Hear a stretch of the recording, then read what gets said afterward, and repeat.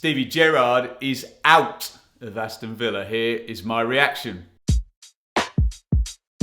Well, that escalated pretty quickly. 11 games played in his first full season, and Gerrard is out the door just shy of his 1 year anniversary in the job at Villa Park. Get your thoughts down in the comments on the decision and who you think comes in to replace him. I'll get to mine right now.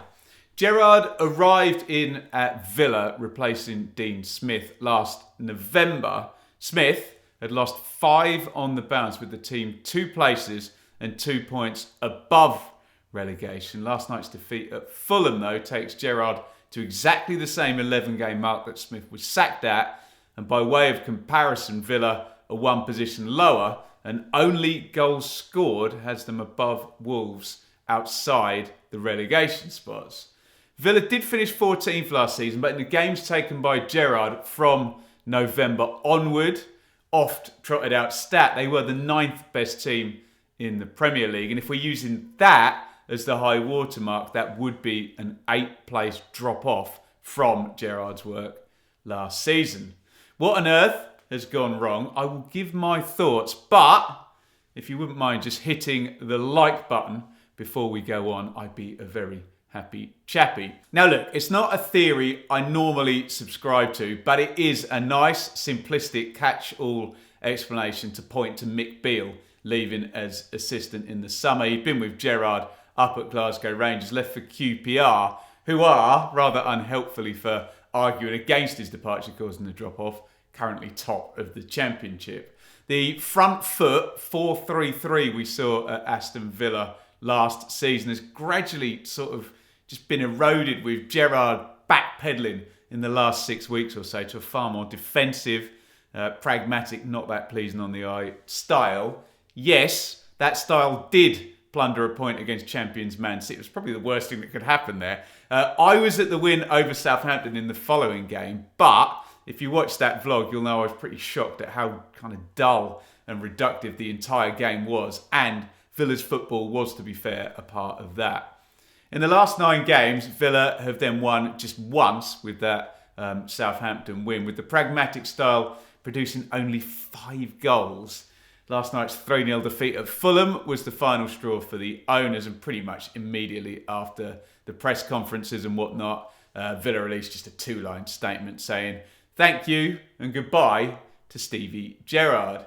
My thoughts are on the way. Just a quick plug to say first, if you haven't already subscribed, please go ahead and do so. And if you have, thank you very much. I'm going to get on with it. So the emotional reaction, which is never the one we should listen exclusively to, is that I'm disappointed that it hasn't worked out. Gerrard, obviously a huge figure in the Premier League. I'm sure most of us admired his quality as a player. If it's important to you that England produces good managers, and it might not be, then it's never a good thing when one gets a chance at a club with such big potential like Villa and it doesn't go so well.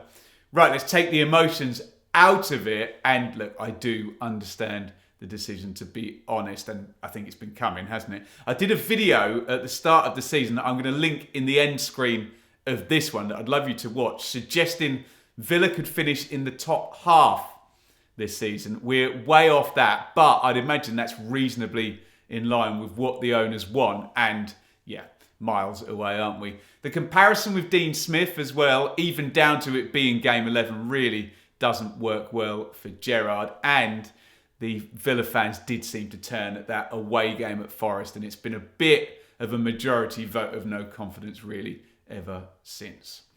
Who next is the ever asked question. Well, the helpful bookies have given us a nice list, and would you believe Mick Beale, a day after pledging his future to QPR, is top of that list.